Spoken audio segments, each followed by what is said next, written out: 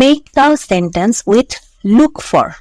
Look for এটার সাথে একটা মানে লুক ফর এইটা দিয়ে আমাদের একটা সেন্টেন্স বানাতে হবে। They look for shortcuts all over the place. Look for মানে হচ্ছে খোঁজা, so they look for shortcuts all over the place মানে হচ্ছে শর্টকাট খুঁজতেছে।